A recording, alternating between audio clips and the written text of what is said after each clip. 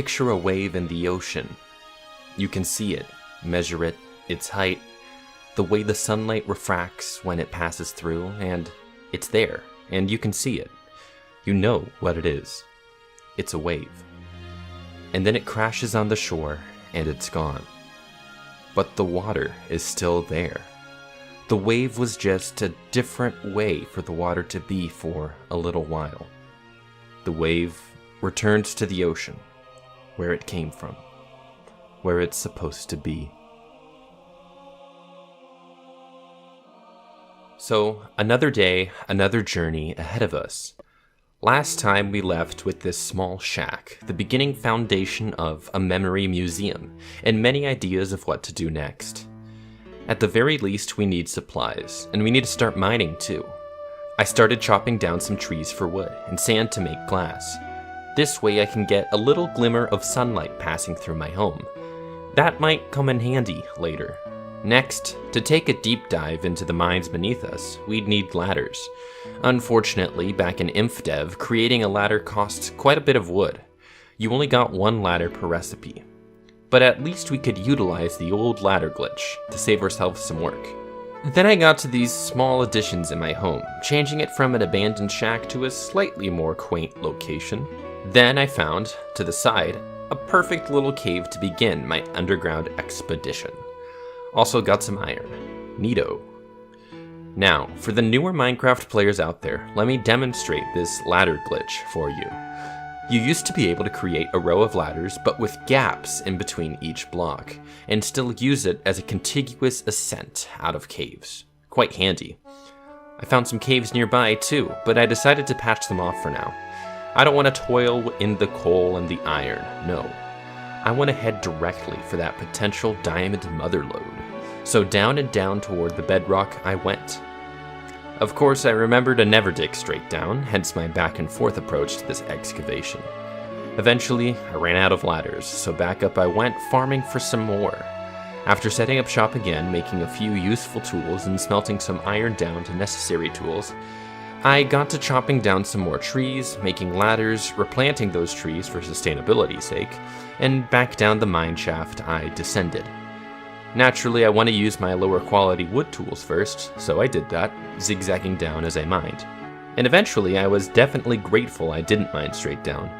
The lava would have definitely put a damper in my day, to say the least. I returned with some water, patched it up, and moved forward a bit. I got to realize that there's a lot more lava around me, for sure. When it almost burned off Steve's eyebrows, I figured why not create an infinite pool of water to utilize down here. That way, any lava incident could be swiftly subdued, and I could refill my bucket in a moment's notice. I kept mining, collecting cobblestone, iron, coal, and coincidentally making obsidian, but I had yet to stumble upon diamonds. Eventually, I'd have to put a pin in that idea of getting that valuable gem. I understood from a game advancement perspective, diamonds would be needed to mine obsidian, to create another portal, to gain materials that would let me find and enter said portal. But this knowledge is sort of a retcon of what the InfDev game is right here. I shouldn't know this. In this version of the game, could I even access the Nether? I read that the InDev introduced the Hell dimension, but it was removed afterward, and brought back in alpha, perhaps? Had I properly participated in the InfDev 11 years ago, this pocket world before and between these different times would not allow me to carry this knowledge. So I'm very much like a lost soul on a journey in this case. But as time went on, I wondered what item to put in the museum next, what to continue working on, and when would the appropriate time come for me to polyworldify this save file, jumping to alpha. I wasn't sure. I took more cobble out of the furnaces to begin the foundation of the museum. With some excess iron, I armored up a tad so I can be productive in the night as well. More tree chopping, as well as a skirmish with a skeleton, but besides that, it was a fairly short night. Getting back to work here, I started to lay out the cornerstone of this museum. In my mind, I imagined a large, empty-feeling building with expressionless but sleek stone to support it. I terraformed a bit and did what I could until I ran out of materials. I wanted to connect my little hut to this museum, so I began building a sort of bridge. When it got to it, I wanted to build stairs leading up to the museum, but I was politely reminded that the stair item did not exist at this point of Minecraft history. It was only simple cobblestone bricks, then. I suppose after all this I'd best continue mining, collecting materials, building more and more. I decided I wanted to finish building this museum before I jumped to the next version of terrain generation, formally making a polyworld. So as I made this decision, this ultimatum, these thoughts continued to wander while I headed back home. More and more tasks, more and more items, more and more progress. Now it was time to take another sit back, enjoy a passing night, and feel the world move around me. So as we wait for daybreak, let me tell you an interesting story.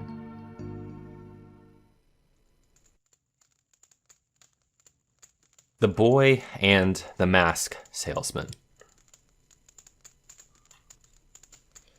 There was once a legendary salesman who traveled many distant lands to sell his wares. He sold masks of all sorts, ceremonial, traditional, artistic, ceramic, decorative, and many others. People coveted his arrival, as the wealthy in town would strut their wealth with a new piece of art to equip on their face. His mask became like a wealthy person's shoes in this regard. They were a status symbol, a piece of craftsmanship and clout for the world to see. He set up shop again in a bustling town in one of those distant kingdoms. At first, the lowly peasantry and working folk had no idea who the salesman was. His appearance was foreign. Skin slightly darker and eyes slightly deeper. He spoke in long, almost exasperated sentences, like everything he had to say was the cadence of some long melody. At the very best, he was seen as odd by the local townsfolk. But since his onset, the true ruling class, the wealthy, knew who he was. By no means was the salesman a foreigner in their eyes. He was a spectacle, to be sought after and cherished, like a comet passing through the night sky. His stay lasted several weeks, as the princes and dukes passed through buying fanciful, elaborate masks with beautiful intricacy, spending money that commoners would earn in a year's time. The salesman's pockets grew with more and more wealth. Business was going well. The poor folk got word of this too, and they entered his shop now just to see it for themselves. Of course, they couldn't afford anything, but just seeing the vicinity of the salesman gave them a sense of possibility. Perhaps, if they could save up and buy a mask, they could make a name for themselves in high society. And so the thought went for many of those working people. The salesman's stay turned into months. He had caravans of masks brought in from his larger inventory abroad. His rarities and masks were now the talk of the town, wherever the salesman was. Gossip and talk became rich when a couple commoners, here and there, managed to even buy a lower quality, simpler mask. They thought themselves to be a new sort of aristocracy, and even gained new respect from people who would otherwise just be their contemporaries. Then, that day, a young boy with rustic, dark brown hair entered his shop. He wasn't a wealthy boy, clearly, as one could glean from his ragged appearance. But the salesman smiled out of curiosity, knowing the boy was likely just another commoner coming in to take a look. "How may I help you, young patron?" the salesman asked. But the boy didn't respond. He kept looking at the masks on the shelves, the masks that decorated the walls, the rows upon rows of fine art sculpted for the human face. The salesman wasn't daft. He could tell the boy was enamored. Perhaps it was the itch of a business opportunity, an idea for marketing, or an honest-to-God sense of generosity.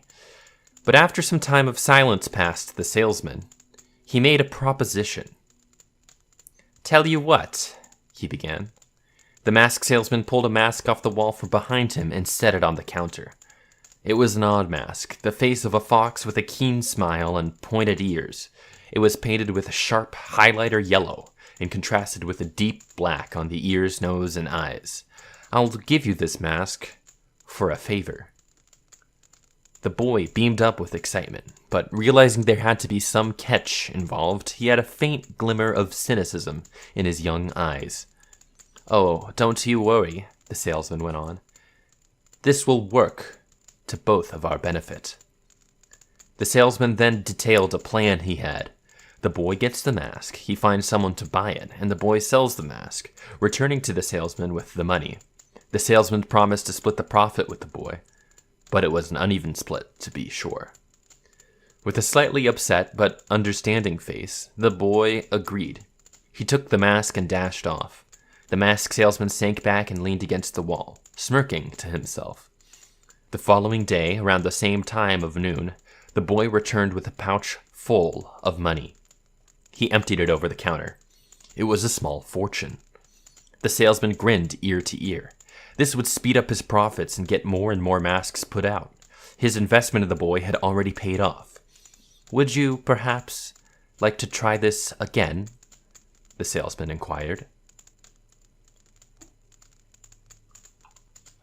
Days and days passed, going into weeks, and now nearing a month of steady trading through the boy's vigilance. Now, over a dozen masks have been sold just through the traveling youth. As the boy got out there more and more, ironically, the sales at the shop itself were beginning to dwindle, bit by bit. There were only so many purchases happening that 1 or 2 a day was normal. The masks were works of art, after all, and since the boy had met all of that demand on his own, running around the kingdom, the salesman's own store began to collect dust. This was it, the salesman realized. My business here seems to be coming to a close. Later that afternoon, the boy came in another time, habitually. His air of wonder and excitement seemed lost from him. Rather, he was energized, alert, and work-ready. The boy had amassed a small fortune himself, and put his racks together into slightly more sturdy pieces of clothing, fashionable and with the times. He had a couple masks of his own now, slung behind him. Even this boy himself was beginning to become a bit of a legend. He was turning into his own salesman. The salesman noticed this, and realized what he had done. He frowned slightly. "We have done much good work together. I've been able to move out much of my masks, and you are doing a good job for yourself, too, aren't you?" The boy smiled with a slight embarrassment, but was proud of the work he carried out.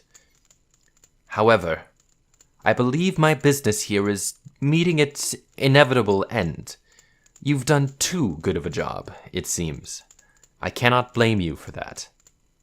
The boy looked confused and worried a tad. "I realized something when you walked in just now. This merchant lifestyle is not something I want a young, promising boy like yourself to take on. I know I've given you excellent opportunities, and through this work you've seemed to pull yourself up out of poverty. Bravo to that, I say." The boy continued to show concern. Was he losing his job? "But my time is over here. My next destination waits for me to come and buy my wonderful masks. I'm sorry, boy, but perhaps we'll meet again." There was a good 20 seconds of silence, the mask salesman curious, and the boy pleading in his expression. Where will you go?" "That," the salesman responded, "has yet to be decided, but I will go. They speak of me, you know. My masks are yearned for, at all times." But despite his words, the boy looked destroyed. He would have to return to toiling and work.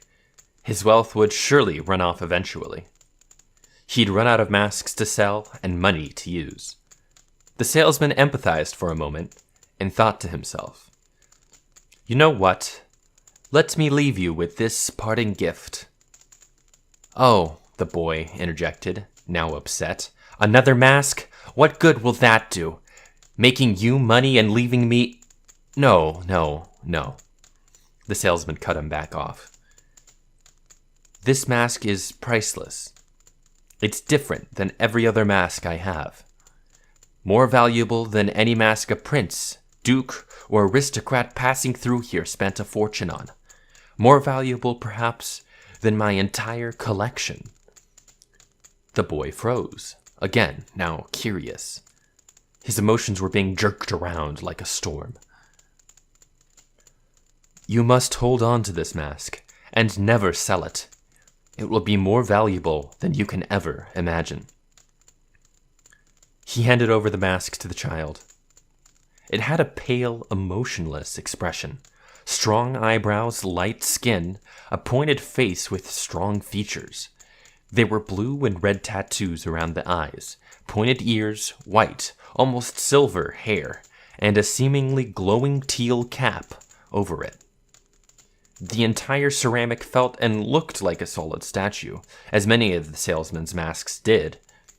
But something about that hollow expression put a bit of life into the mask.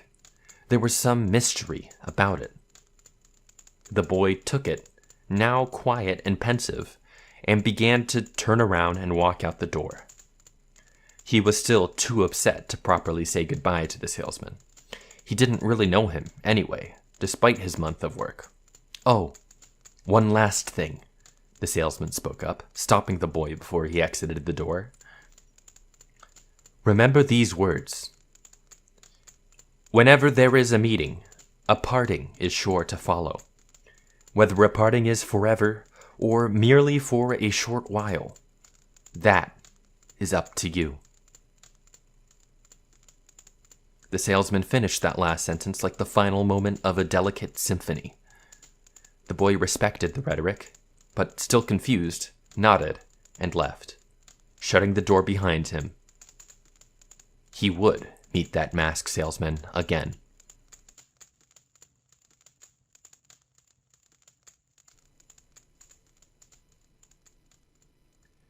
There's certainly a lot you can interpret from that tale.